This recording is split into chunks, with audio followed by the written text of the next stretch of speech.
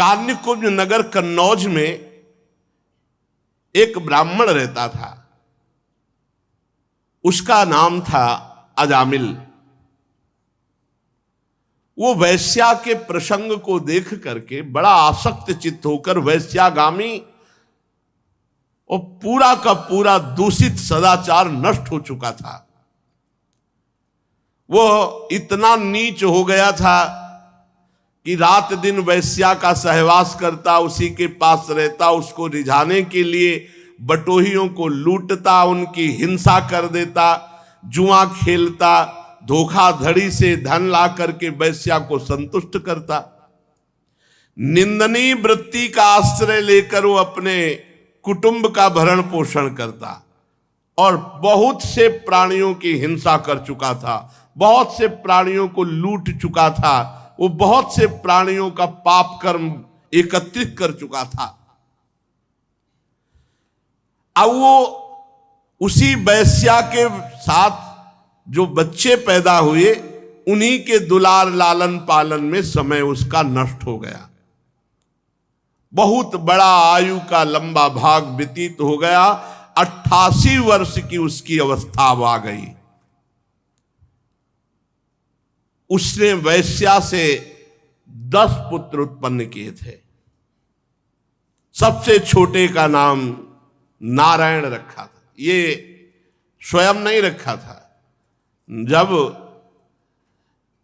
भगवान अहेतुकी कृपालु है, अहेतुकी कृपा करते हैं तो साधु समागम होता है।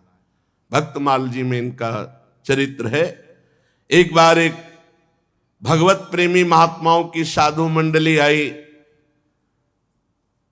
तो भ्रमण करते थे साधुजन, तो उधर कन्नौज होते हुए निकले। तो उसी नगर में पूछा, भाई कोई पवित्र ब्राह्मण हो जिसके यहां भिक्षा ले सके, कोई एकांतिक बगीचा हो। तो विनोद करने वाले, उपहास करने वाले गांव में भी लोग होते हैं। उनका बहुत सबसे ज्यादा पवित्र अजामिल ब्राह्मण है और बगीचा भी बहुत जोर का है, और था जोर का बगीचा क्योंकि वैश्या का था उपवन। संत महात्मा विश्वास ही परम धन होता है। वो विश्वास करके गए, बगीचे में ठाकुर जी के लिए जल छिड़का और आसन लगाया और आरती पूजा शुरू। और उधर अजामिल जो है 2-4 पशुओं की हिंसा करके उनको लेके आ रहा था। बगीचे में गया, देखा साधु महात्मा तो वैसा तो नहीं कि वो ये ना जानता हो कि साधु महात्मा क्या होते हैं।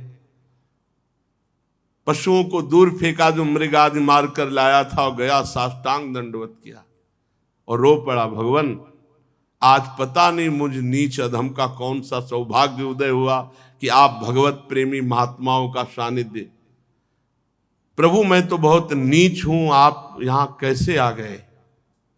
तो उनका गांव के लोगों ने बताया कि उत्तम ब्राह्मण है। तो बोले, प्रभु देख ही रहे हो आप, हम कैसे उत्तम हैं?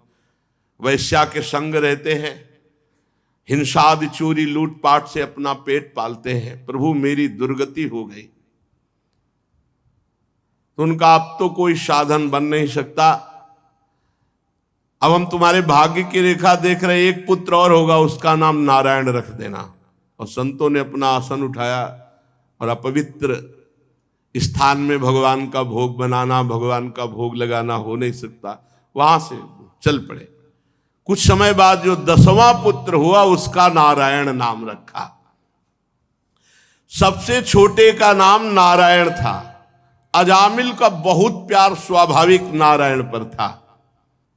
अब वो अपने इस बालक पर 88 वर्ष का वृद्ध अजामिल बड़ा मोह, और मोह क्या मतलब, पूरी श्रद्धा के संतों ने कहा है नारायण नाम रखना, तो इसलिए बहुत प्यार करता है।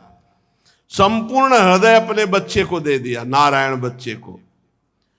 अब वो बच्चा तोतली बाली, बाल सुलभ खेल, अजामिल आसक्त हो गया। अजामिल उसी के साथ खाता पीता, उसी के साथ समय ज्यादा व्यतीत करता। अब जिसको पता नहीं होता, असावधान व्यक्ति के ऊपर मृत्यु का प्रहार होता है। मृत्यु सिर पर आ पहुंची।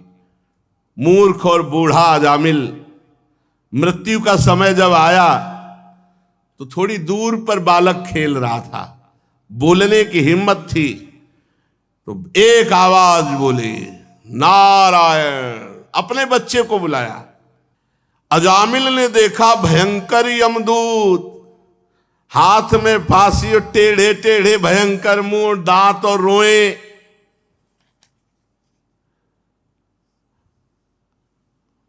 सोच लघु शंका देख के निकल जाती, देख के ऐसे है यमदूत, ऐसे थोड़ी यमदूत है। देख के लघु शंका और सोच छूट जाती है मरने वाले की। व्याकुल होकर ऊंचे स्वर से पुकारा, नारायण। बलिहार, संतों की बलिहार कि ऐसी अंतिम बात बन गई, अंतिम बात बन गई। ज्यों ही नारायण पुकारा कि दिव्य चतुर्भुज भगवान नारायण के पार्षद दो उपस्थित हो गए। झटपट आकर यमदूतों की फांसी काटी। अजामिल के सूक्ष्म शरीर को अभी वो खींच ही ना शुरू ही किया था, भगवान के दूतों ने, श्रीहरि दूतों ने बलपूर्वक उन्हें डांट कर और यमपाश काट दी।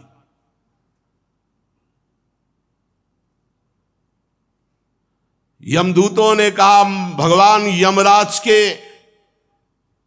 इस धर्म विधान का निषेध करने वाले तुम कौन हो सकते हो? भगवान धर्मराज की आज्ञा का उल्लंघन कर दे त्रिभुवन में ऐसा कोई नहीं। कौन हो आप? किसके दूत हो? कहां से आए हो? तुम क्यों रोक रहे हो इस महापापी को नरक ले जाने से? देखने में तो तुम देवता जैसे सिद्ध श्रेष्ठ दिखाई दे रहे हो। हम देख रहे हैं कि तुम्हारे कमल के समान नेत्र हैं, तुम पीले पीले रेशमी वस्त्र धारण किए, सिर पर मुकुट, कानों में कुंडल, गले में कमल हार, सबकी नवीन अवस्था, चार चार भुजाएं, सभी के कर कमलों में धनुष, तरकस, तलवार, गदा, शंख, चक्र, कमल आदि सुशोभित। तुम लोगों की अंग कांति से दिशाओं का अंधकार दूर हो रहा है। हम धर्मराज के सेवक हैं, हमें तुम लोग क्यों रोक रहे हो? यमदूतों ने जब इस प्रकार कहा तो भगवान श्री हरि के आज्ञाकारी पार्षदों ने हंसकर मेघ के समान गंभीर वाणी में उनसे कहा, यमदूतों, यदि तुम सचमुच धर्मराज के आज्ञाकारी हो तो बताओ धर्म का लक्षण क्या है? तुम यदि धर्मराज के दूत हो तो धर्म का लक्षण क्या है? धर्म का तत्व क्या है? दंड किस प्रकार दिया जाता है? दंड का पात्र कौन है? मनुष्यों में सभी पापाचारी दंडनीय है या उनमें से कुछ? यमदूतों ने कहा, आपने पूछा धर्म का लक्षण क्या है, तो वेद जिन कर्मों का विधान करते हैं उन्हें धर्म कहते हैं, और वेद जिसे रोकते निषेध करते हैं उसे अधर्म कहते हैं। और वेद स्वयं भगवान का स्वरूप है। भगवान की श्वास प्रश्वास से वेदों का प्रादुर्भाव हुआ है।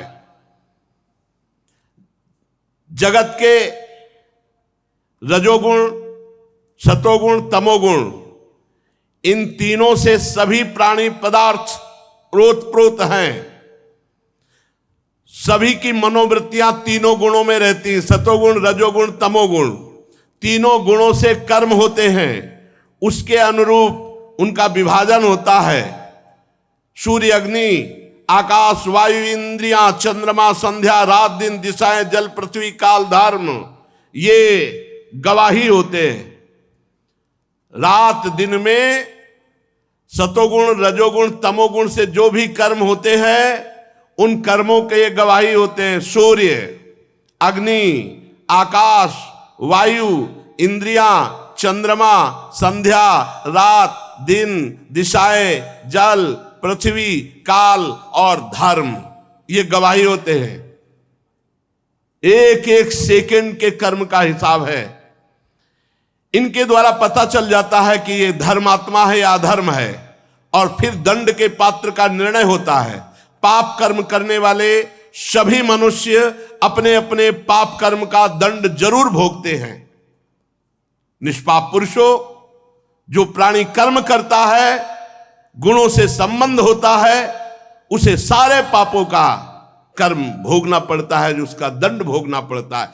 कोई भी देहवान ऐसा नहीं जो पाप ना करे या पुण्य ना करे, और जो पाप पुण्य करेगा उसे भोगना पड़ेगा, अवश्य में भोक्तव्यम। इस श्लोक में जो मनुष्य जिस प्रकार का जितना अधर्म या धर्म करता है, परलोक में उसका उतना वैसा ही फल भोगना पड़ता है। हे देव शिरोमणियों, सतोगुण, रजोगुण और तमोगुण, तीनों गुणों के भेद के कारण इस लोक में 3 प्रकार के प्राणी देखे जाते हैं: पुण्यात्मा, पापात्मा और पुण्य पाप दोनों से युक्त। उसका परिणाम होता है पुण्यात्मा सुखी, पापात्मा दुखी, और पुण्य पाप मिश्रित सुख और दुख दोनों से युक्त होता है। वर्तमान समय में किए गया आचरण भविष्य का परिणाम दिखा देता है। वर्तमान में किया गया आचरण क्या भविष्य में इसकी दुर्गति होगी कि सदगति होगी। वर्तमान में जन्म जो हुआ, पाप और पुण्य जैसे भी किए गए, तो भविष्य में उसको दंड भोगना ही पड़ता है। हम स्वामी अजन्मा भगवान सर्वज्ञ यमराज के दूत हैं। हमारे स्वामी सबके अंतःकरणों में विराजमान है, किसी को कुछ बताने की जरूरत नहीं है। जो मन से सबको देख लेते हैं और उसी के अनुसार वो दंड देते हैं, इसमें किसी को बताने की जरूरत नहीं। यमराज स्वयं सबके हृदय में विराजमान है। जैसे सोया हुआ ज्ञानी पुरुष स्वप्न के समय प्रतीत हो रहे कल्पित शरीर को अपना वास्तविक शरीर मानता है, सोए हुए अथवा जागने वाले शरीर को भूल जाता है, वैसे ही जीव पूर्व जन्मों की याद भुलाकर इस शरीर में वर्तमान में जो भी कर्म करता है उसको दंड भोगना पड़ता है। सिद्ध पुरुषों, जीव शरीर से 5 कर्मेंद्रियों से लेना देना, चलना फिरना आदि काम करता है, और 5 ज्ञानेंद्रियों से रूप रसादि 5 विषयों का भोग करता है। 16वें मन के साथ 17वां स्वयं मिलकर अकेले ही मन, ज्ञानेंद्री और कर्मेंद्री, इन तीनों से विषयों को भोगता है और उसे दंड भोगना पड़ता है। जीव का 16 कला और 3 गुणों वाला ये सूक्ष्म शरीर बार बार जन्म, बार बार मरण यही भोगता है। बार बार हर्ष, बार बार शोक, भय, पीड़ा, जन्म, मृत्यु ये भोगना पड़ता है। कामवश पाप करता है, काम से प्रेरित होकर, क्रोधवश पाप करता है, लोभवश पाप करता है, मोहवश पाप करता है, अहंकारवश पाप करता है, ईर्ष्यावश, इनके द्वारा पाप कर्म होता है और उसे भोगना पड़ता है। जैसे रेशम का कीड़ा अपने ही जाल में फंस करके मारा जाता है, वो अगर रेशम का जाल ना निकाले तो ना मारा जाए, ऐसे ही कर्म के जाल में फंस करके ये मनुष्य मरता है, ये मोह का शिकार बनता है। कोई शरीरधारी जीव एक क्षण भी कर्म किए बिना नहीं रह सकता। प्रत्येक प्राणी से स्वाभाविक माया विवश करके कर्म कराती है। जीव को पूर्व जन्मों के पाप पुण्य संस्कारों के अनुसार ये शरीर प्राप्त होता है, स्थूल शरीर, सूक्ष्म शरीर। उसी के अनुसार उसकी वासनाएं होती हैं, उसी के अनुसार उसकी क्रियाएं होती हैं, और उसी के अनुसार उसको भोगना होता है। देव शिरोमणियों, आप जानते हो अजामिल बड़ा पापी वर्तमान में। पहले ये शास्त्रज्ञ था, शील सदाचार सद्गुण संपन्न था, ये ब्रह्मचर्य का पालन कर रहा था, इंद्रियों को शासन में ले रहा था, पवित्र था। इसने गुरु अग्नि अतिथि वृद्ध पुरुषों की उपासना की थी, समस्त प्राणियों का उपकार चाहता था।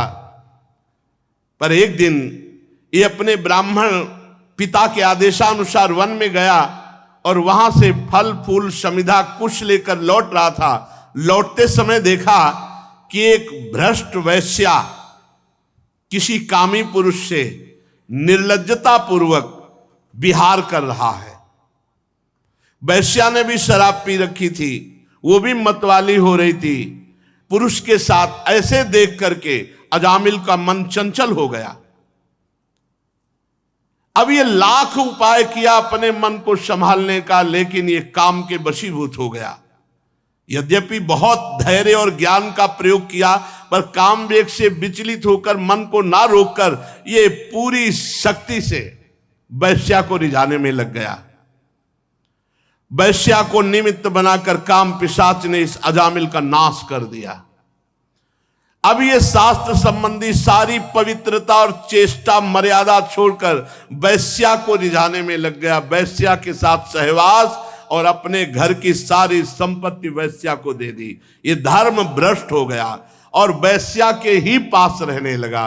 अब सुंदर सुंदर वस्त्र आभूषण आदि से वैश्या को प्रसन्न करना, धीरे धीरे धीरे धीरे चोरी, हिंसा, जुआ, शराब सब आ गए दोष। स्वच्छंद चारणी कुलटा वैश्या के अधीन होकर के इसने साफ शास्त्र विरुद्ध आचरण किए। इस पापी ने शास्त्र आज्ञा का उल्लंघन किया, स्वच्छंद पापाचरण किया, ये शास्त्र निंदित कार्य किए। ये वैश्या के मल समान शरीर और अन्न से पला, इसलिए अब हम इसे ले जाएंगे और नरक में यंत्रणा देकर इसको पवित्र करेंगे। हम इस पापी को दंड पाने भगवान यमराज के पास ले जाएंगे, वहां जाकर ये दंड भोगेगा, तब पवित्र होगा। ये सुनकर भगवान के पार्षदों ने हंस दिया और कहा, यमदूतों, बड़े आश्चर्य की बात है कि तुम धर्मराज के दूत हो और पूर्ण धर्म का तुम्हें ज्ञान नहीं। तुम एक निरपराध को दंड दे रहे हो। भला निरपराध को दंड कैसे दिया जा सकता है? जिस समय इसने अपने अंतिम समय अपने पुत्र के बहाने बुलाया नारायण, उसी समय इसके सारे पाप नष्ट हो गए। ये बात समझ लो, कोई भी तपस्या इतनी पवित्र नहीं कि सारे पाप नष्ट कर सके। यदि गोविंदेति चुक्रोशी कृष्णा माम दूरवासिनम ऋण में तत्प्रबद्धम में हृदयान्नाप सरपति। गोविंद गोविंद, चाहे जितनी दूर से गोविंद गोविंद, हरि हरि, कृष्ण कृष्ण, सब पाप नष्ट हो गए, भगवान ऋणी हो जाते हैं। साधारण धर्म का ज्ञान तुमने वर्णन किया, साधारण धर्म का ज्ञान तुम्हें नहीं। ये विश्वासघात होगा इसके साथ यदि मैं तुम्हें ले जाने दूं। यमदूतों, एक जन्म का नहीं, बस यही सब शास्त्रों की कृपा से बात आई, तभी हमारे हर प्रश्न का उत्तर नाम होता है। हर प्रश्न का उत्तर अयम ही कृत निर्वेशो जन्म कोट्यंग हंसमामपि यद व्याजहार विवशो नाम स्वस्तयनम हरे। इसने मेरे हरि का नाम जब उच्चारण किया तो इस जन्म के नहीं, करोड़ करोड़ जन्मों के पापों का प्रायश्चित हो गया। अब ये भगवान के परम पद को प्राप्त होगा, 1 रुपया नहीं लगता। तुम स्नान किए हो कि नहीं किए हो ये भी प्रश्न नहीं है। अपवित्र पवित्रो वा सर्वावस्थांगतो विवाह यह स्मरेत पुंडरीकाक्षम सवायाभ्यंतरा शुचि। हरि हरि, कृष्ण कृष्ण, राधा राधा राधा, हो गया, सब पापों का प्रायश्चित हो गया। अयम ही कृत निर्वेशो जन्म कोट्यंग सामपि, करोड़ों जन्मों के पापों का इसने प्रायश्चित कर लिया जिस समय इसने हमारे स्वामी नारायण का नाम पुकारा। एते नैव हृगोनोष्य कृतम स्याद घनिष्कृतम यदा नारायणायेति जगाद चतुरक्षरम। जिस समय 4 अक्षर पुकारा नारायण, उसी समय ये पूर्ण निष्पाप हो गया, पूर्ण निष्पाप हो गया, समस्त पापों का प्रायश्चित कर लिया।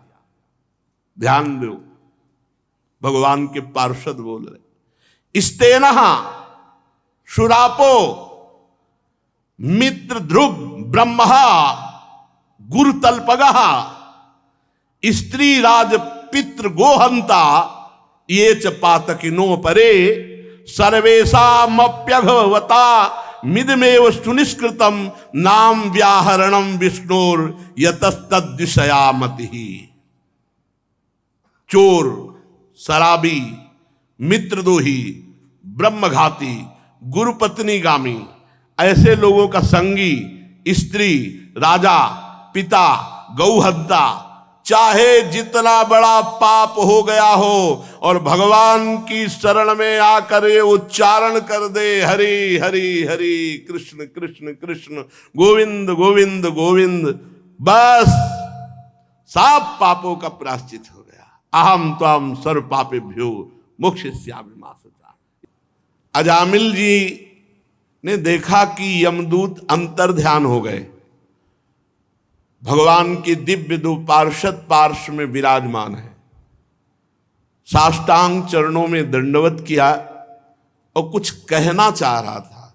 मानो अजामिल ये कहना चाह रहा था कि अभी तो हमने भगवान को नहीं पुकारा, पुत्र के बहाने नारायण नाम निकल गया, तो आप भगवत पार्षद का साक्षात्कार हुआ, यम के त्रास और फांस से बच गए।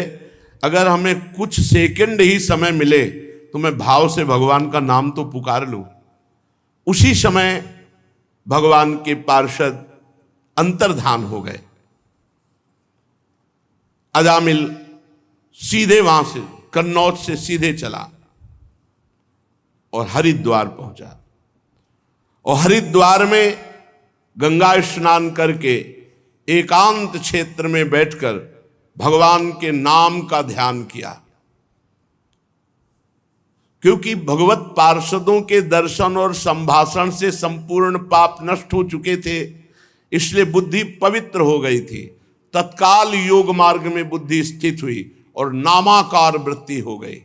नामाकार वृत्ति बुद्धि को समस्त विषयों से पृथक करके नामाकार कर दिया, नाम में तन्मय कर दिया। जेव ही नाम में बुद्धि तन्मय हुई, त्रिगुण का मल भस्म हो गया, सतोगुण रजोगुण तमोगुण नष्ट हो गया, बुद्धि त्रिगुणातीत। जेव ही त्रिगुणातीत हुई, उसी समय देखा कि 4 पार्षद आ गए। पहले 2 थे, अब 4 पार्षद भगवान के सामने, 2 परिचय वाले और 2 और। अजामिल साष्टांग दंडोत फिर किया। भगवान के पार्षदों ने कहा, तुम्हें परम पद की प्राप्ति हुई है, तुम नामाकार वृत्ति करना चाहते थे, इसलिए तुम्हें समय दिया। चलो देखो, ये भगवान का विमान आया है, वैकुंठाधिपति भगवान नारायण का विमान। हाथ पकड़ करके अजामिल को विमान पे बैठाला और भगवान के परम धाम में अजामिल जाकर विराजमान। पुत्र के बहाने नारायण पुकारा तो परम धाम परम पद मिला।